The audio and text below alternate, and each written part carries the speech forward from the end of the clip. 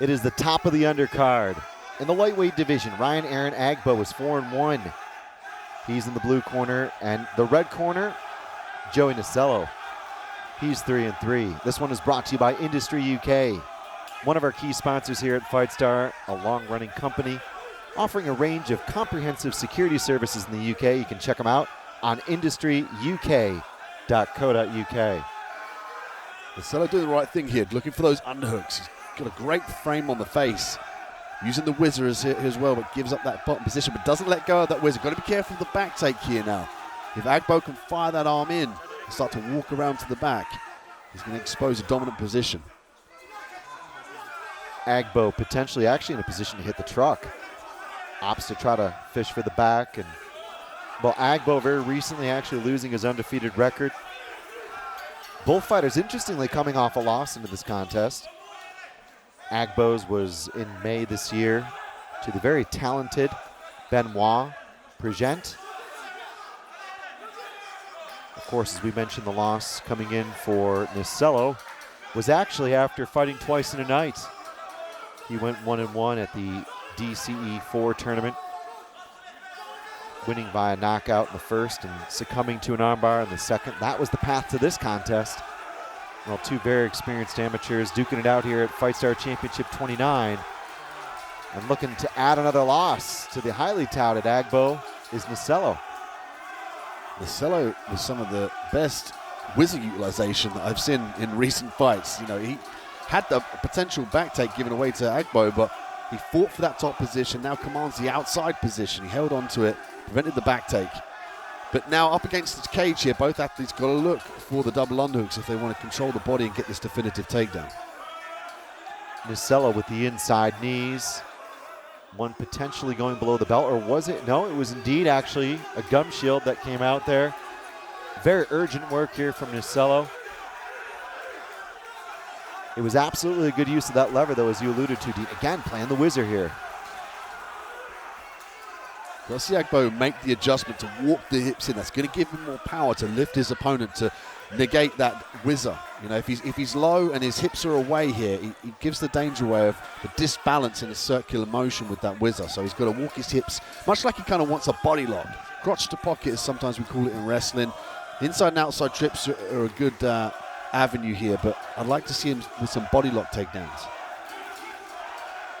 Well, Nasello and his counterpart are both white belts in the art of Brazilian Jiu-Jitsu. Nasello actually, interestingly, has a grappling record of 5 submission wins and 6 total victories. We've seen some great training in this camp, though, from Agbo. Training in the gi, really trying to tighten up his game in all positions. We know how useful that can be when translating that to MMA. This is an instance where Agbo can walk the hips in for the high crotch and get the lift off the single leg. He's got to make that adjustment to disengage that whizzer that we know Nasello utilizes so wonderfully. Well, certainly Nasello making this one a tricky outing so far. Thoughts on scoring, Dean? I mean, there was a lot to look at there, but it seemed to me some heavy knees landed by Nasello once or twice. There, the ground and pound, the tie-up, like you said, off that whizzer, just beautiful. Keeping the kind of the back of his hand real tight to his opponent's chest.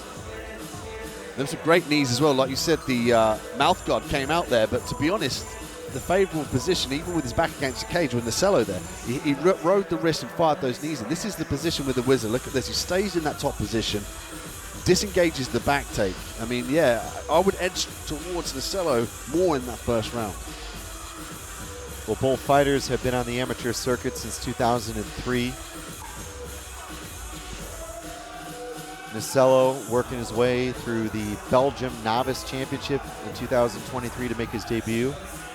Agbo actually competing in the BMMAF amateur selection, like a number of fighters here on the card tonight. Of course, that's tied up to the IMAF series of events. 2 of 3. Oh, heavy leg kick there from Nasello. Did a good job of using fakes and feigns as well. He's eaten a couple of clean shots, though. Agbo storms forward, smells blood. Ryan Aaron Agbo trying to find some better accuracy here, but undoubtedly Nasello has made this a tricky fight. I mean, you almost feel like there could be a little bit more organization from the outside before he steps into the chaos and makes it 50-50 trades. So looking for the inside trip. Got to be careful about pulling his opponent on the top of him. Again, underhooks are key in this position. Double underhooks are more favorable.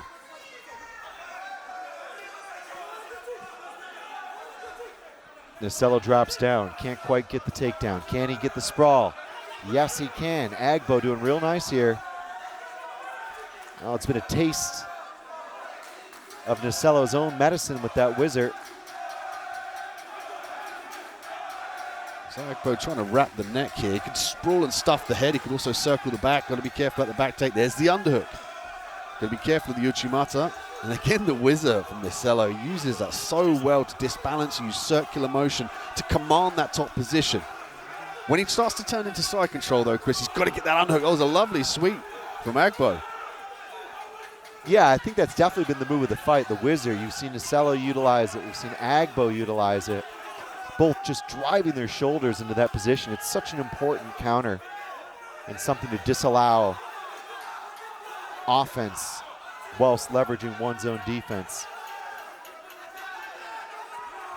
And straight into mount here is Agbo. This is a great position for Agbo. Can use strikes to promote a potential back take. Lovely hip escape there from Nasello, straight into the butterfly hooks. Could use this to sweep. He can also use this to set up a triangle. Well, the tension is palpable here. Undoubtedly, both corners are concerned about the back and forth that we've seen between these two. The crowd very vocal. I know there's a great deal of support here at the Costu Arena. Once again, you're joining us in Charleroi, Belgium for tonight's historic FightStar Championship event, the first time abroad. Of course, FightStar Championship bringing you the best of up-and-coming talent and established talent. We've got talent in the house from France, Holland, Belgium, Germany, Portugal. Of course, Team UK versus Team Europe. Better round, though, for Agbo. Top position, ground and pound, finishing strong. Heavy hammer fists. Much better job of striking from the open guard here. Referee looks like he's close. Heavy hammer fists. They're getting through. They're landing on the chin. Important here for Agbo. Important to put the exclamation mark on this fight as he continues to pummel in the punches. The referee is looking very, very closely. Unbelievable. That round was seconds from the end, and that fight was seconds from being stopped.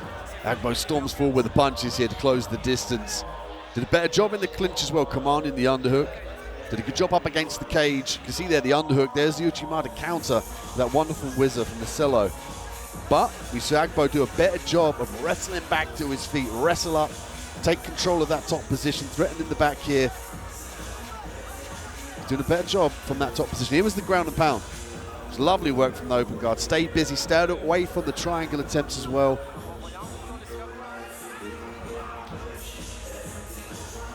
And Agbo is so resilient here by just powering through that stalemate and ultimately getting heavy punches. Definitively the round for Agbo. It was a round he needed, I think, after that first. I got this tied going into the third. Yeah, I definitely have to agree. The first round, not much from either fighter, to be honest, but that second round really stood out for Agbo. Well, if you're with us here, we are at the top of the undercard. It is FightStar Championship 29. Live from Belgium here tonight. Of course, be sure to check your listings. August 3rd, FightStar Championship 30 from the O2 Arena. Plenty to look forward to there. Nasello opened up a little bit more with the strikes, looking for the kicks, going low, going high.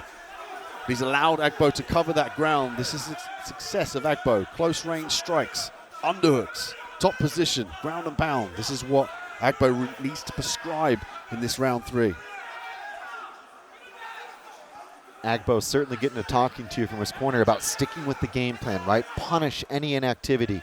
Don't allow the guy to drag you into brawls. Be defining the exchanges, leading the exchanges, finishing the exchanges. Be first, be last, right? He also limp arm that left arm out of that whizzer. The sweat as well in round 3 is going to be a little bit easier for him to slip away.